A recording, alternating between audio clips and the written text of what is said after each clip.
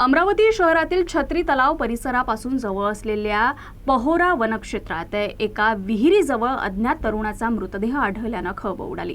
या प्रकरणी फ्रेझरपुरा पोलीस तपास करतात। मिळालेल्या माहितीनुसार वन विभागामार्फत पहोरा परिसरात मजूर काम करत होते। कामाच्या दरम्यान काही मजूर पाण्याच्या शोधात जवळील विहिरीकडे गेले असता त्यांना पाण्यात एक मृतदेह तरंगताना दिसला। त्यांनी तात्काळ पोलिसांना याची माहिती दिली। माहिती मिळताच पोलीस पथक घटनास्थळी दाखल झालं। न्याय वैद्यक पथक तसंच अग्निशमन दलालाही पाचारण करण्यात आलं। अग्निशमन दलाच्या जवानांनी अथक प्रयत्नानंतर मृतदेह विहिरीतून बाहेर काढला। मृतदेहाची अवस्था पाहता 3 ते 4 दिवसांपूर्वी खून करून मृतदेह विहिरीत फेकल्याचा प्राथमिक अंदाज व्यक्त केला जातोय। तसंच विहिरीच्या परिसरात रक्ताचे डागही आढळून आल्याची माहिती आहे। दरम्यान उपायुक्त गणेश शिंदे यांनीही घटनास्थळी भेट देत पाहणी केली। पंचनामा करून मृतदेह उत्तरीय तपासणीसाठी जिल्हा सामान्य रुग्णालयात पाठवण्यात आलाय। मृत तरुणाचं वय अंदाजे 25 ते 30 वर्षांच्या दरम्यान असून त्याची ओळख अद्याप पटलेली नाहीये। या घटनेचा अधिक तपास पोलीस करतायत।